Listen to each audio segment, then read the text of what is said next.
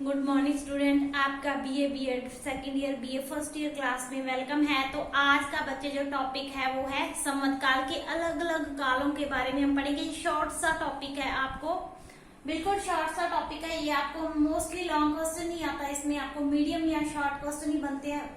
है इंपॉर्टेंट ये question clear कि कौन कौन से संवत कब कब चले थे, कि जब से हमारा इतिहास लेखन कार्य शुरू हुआ था तब से जो संवत चलनी शुरू हुई थी, जो हमें समय समय की घटनाओं के बारे में जानकारी के संवत वो काल है जिसको हमें समय समय की घटनाओं के बारे में जानकारी लेती है। तो दो तरह की संवत होती है, एक बीसी होती है, एक ईडी क्लियर। एक बीसी मतलब इसको बोलते हैं ईसा पूर्व, के ईसा के जन्म से पहले, ईसा पूर्व, बीसी बिफोर क्रिस्ट क्लियर। जो बीसी है इसकी फुल फॉर्म है बिफोर क्रिस्ट, ईसा के जन्म से पहले। एडी है एनो डोमिनी, एडी एनो डोमिनी इसको बोलते हैं ईसवी। ये था ईसा पूर्व, ये थी एनो डोमिनी। इसका जो अर्थ है वो है हिंदी में अनुवाद है ईसवी। तो ये आगे की तरफ चलनी शुरू होती है, एडवांस की तरफ। मैंने पहले भी आपको बताया जो बीसी है, ये शॉर्ट ट्रिक आपको याद करने की, जो बीसी है वो बैकवर्ड चलती है, इसके अलावा जो एडी है वो आगे को एडवांस में चलती है क्लियर। तो हम करेंगे फर्स्ट संवत कौन सी है, कली संवत। जो हमारे इतिहास का जब से स्टार्ट हुआ तो पहली संवत थी कली संवत। ये संवत हुई थी 3102 बीसी, 3102 बीसी में शुरू हुई थी क्लियर। तो इस संवत में उस समय के जो धार्मिक और राजनीतिक कार्यों के बारे में जानकारी मिलती थी। नेक्स्ट आती है वीर निर्माण संवत। वीर आपको पता है किसको बोलते हैं, स्वामी महावीर को। आपने ऐसे याद कर लेना है, किसको बोलते हैं, स्वामी महावीर को।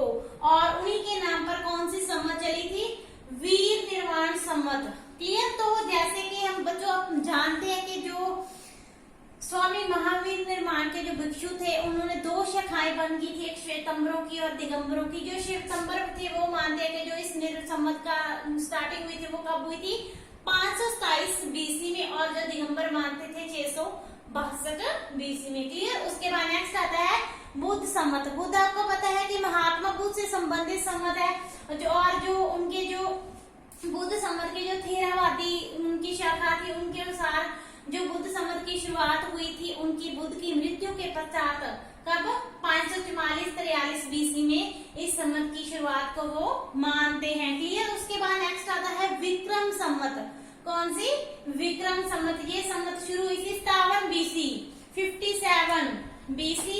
इसको कहते हैं कि विक्रमादित्य जो शासक था, मालवा का शासक था विक्रमादित्य, उसने इस संवत को शकों को पराजित करने के बाद ये संवत चलाई थी। और इस संवत को और भी नामों के जानते हैं, जैसे कि मालवा का शासक था तो मालव संवत या सतयुग संवत के नाम से भी विक्रम संवत को जाना जाता है। नेक्स्ट आता है शक संवत, और इसकी शुरुआत हुई थी 78 एडी। ये आपने याद रखना है कि जो विक्रम संवत थी वो बीसी थी, और विक्रम संवत के बाद जितनी भी संवत आएगी वो कौन सी है, एडी स्टार्ट हो जाएगी क्लियर। कि आगे को चलनी, जो पहले ईसा के पूर्व थी अब ईसा के बाद चलनी स्टार्ट होगी। इस बात का आपने ध्यान रखना है कि सिर्फ विक्रम संवत तक बीसी लिखना है, उसके बाद आपने एडी लिखना है। तो जो शक संवत थी वो कब शुरू हुई थी, 78 एडी में।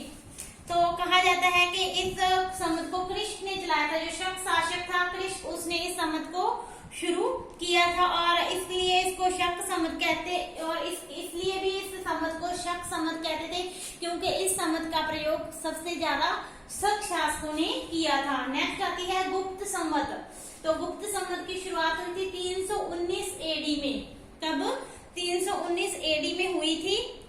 और कहा जाता है कि जो शक संवत और गुप्त संवत थी और इनके बीच 241 कितना, 241 ईयर, 241 वर्षों का अंतर था।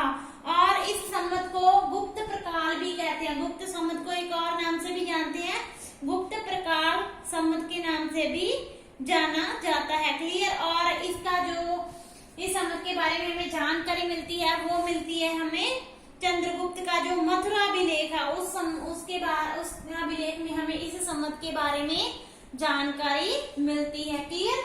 उसके बाद आता है कलचूरी चेंदी संवत। सम्मत, और इस सम्मत की शुरुआत हुई थी 248 एडी में, और इसकी शुरुआत की थी त्रिकुंटक वंश का जो शासक था ईश्वर सेन। किसने की थी? ईश्वर सेन ने की थी। और उसके बाद कहते हैं कि हर्ष का टाइम पीरियड आ गया था 606 एडी में, तो हर्ष शासक बना था, इसलिए उसके बाद इसको हर्ष सम्मत के नाम से भी जाना जाता है। क्लियर? नेक्स्ट आता है कोलम सम्मत। कौन सी सम्मत आती है? कोलम सम्मत। ये कहते हैं चलाई थी 825 एडी में चलाई गई थी, और इसको चलाया था शंकराचार्य, जो हमारे धार्मिक संत भी माने जाते हैं। तो उन्होंने शंकराचार्य ने इन्होंने मालाबार के तट पर सुधार आंदोलनों की शुरुआत की थी, तब उन्होंने इस सम्मत को चलाया था। उसके बाद आता है हिजरी सम्मत। कौन सी सम्मत आती है? हिजरी सम्मत। ये हुई थी स्टार्ट 622 एडी में, 16 जुलाई 622, 16 जुलाई 622 एडी में इसको चलाया था पैगंबर हजरत मोहम्मद, जो कि इस्लाम के धार्मिक नेता या गुरु थे। उन्होंने ये जब उन्होंने यात्रा की थी ना मक्का से मदीना की, तब उसको हिजरी बोलते हैं। तब से जो मुस्लिम लोग हैं हिजरी सम्मत की शुरुआत मानते हैं, और इसी समय से ही हिजरी सम्मत शुरू हुआ था।